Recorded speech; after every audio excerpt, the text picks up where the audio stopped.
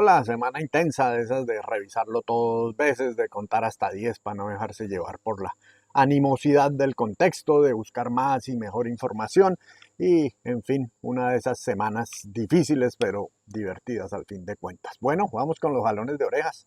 El más interesante quizás lo planteó @Carlos Cortés a propósito de nuestra entrevista con el presidente Duque de la semana anterior. En opinión de Carlos, pues no debimos haber aceptado hacer una entrevista por medio de un cuestionario por correo electrónico, como dijimos ahí que había sido. No voy a discutir lo obvio, y es que pues una entrevista personal cara a cara nunca va a ser igual que un cuestionario. Lo que no veo tan claro es que por ser mediante un cuestionario entonces pues no tenga ningún valor informativo. Lo que responde y cómo responde a ese cuestionario es información, y si el lector sabe que es un cuestionario pues lo leerá de manera diferente que una entrevista editada, digamos. Así no sea lo mismo que una entrevista cara a cara, y en eso estamos de acuerdo. O dónde termina uno por trazar esa línea para aceptar o no hacer una entrevista, porque incluso cara a cara, pues una entrevista en vivo y en directo, pues es diferente a una con edición, ¿o no? Entonces, ¿solo aceptamos entrevistas en directo o se puede una pregrabada?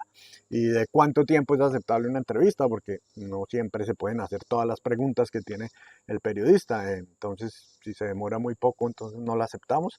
Y si incluso en vivo y en directo el personaje no contesta a la pregunta una, dos, tres veces, entonces, ¿qué hacemos? ¿No la sacamos? ¿O no fue ese siguiente pregunta periodista posiblemente más informativo sobre Uribe que a que hubiera contestado cualquier perorata a esa pregunta? Estoy exagerando, yo lo sé, pero bueno, pues una entrevista por cuestionario es una entrevista por cuestionario. Lo que sí es ineludible pues es advertirlo de entrada, como lo hicimos en este caso de manera explícita y clara y desde el comienzo. Y bueno, acepto sí que no exigimos mucho pues esta es la primera vez que el presidente le acepta una entrevista al espectador. Ni siquiera durante la campaña pudimos hacerle una, fue el único candidato con quien no pudimos cuadrar una entrevista. Y pues sí, cumplía 2 años, teníamos preguntas y se las queríamos hacer. Bueno, y sin el humor punzante de Twitter tal vez sería difícil vivir. La vaina es cuando se empiezan a creer el chiste. Y eso pasó también con la entrevista del presidente esta semana. Pues ese domingo un banco montó en todos los medios importantes una campaña publicitaria que consistía en repetir en blanco y negro la misma portada que salía en color de periódicos y revistas. Un acuerdo que se había hecho hace tiempo, cuando no sabíamos cuál iba a ser nuestra portada, de manera que el presidente Duque pues salió por duplicado en portada, una en blanco y negro y una en color, una de publicidad y una real.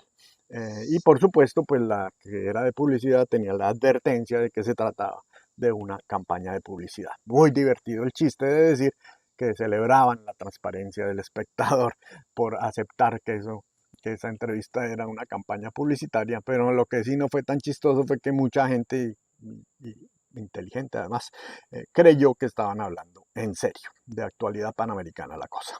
Bueno, y ojalá hubiera sido un chiste, pero no, fue un despiste total. Como bien dijo @no al silencio, se nos fue crudo el editorial del sábado anterior. Mala costumbre esa de no dejar bien terminado cada párrafo antes de pasar al siguiente.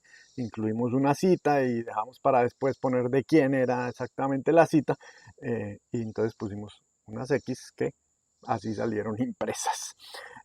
No les traigo el ejemplo de un video sobre el caso de Jeffrey Epstein que se pasó todos los controles y salió publicado.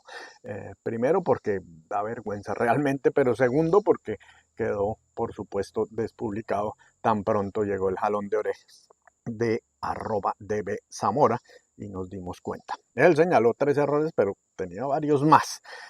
Primero, hablaba de Einstein y no de Epstein. Luego tenía una cita con un horror de ortografía, ese sí está aquí. Y además les imputó a estos pederastas un nuevo delito extrañísimo, el delito de perjuicio en lugar de perjurio, nada menos. Finalista ya para el Guillermo Cano se revuelca en su tumba de la puya de fin de año. Termino con unos perfiles pequeños que hicimos para dar a conocer quiénes eran los magistrados de la sala de instrucción que le decretó la medida de aseguramiento domiciliario a Uribe. Solo nos faltó un pequeñito detalle. y era el nombre de cada uno de los magistrados en esos perfiles. Bueno, no es más, nos vemos, chao.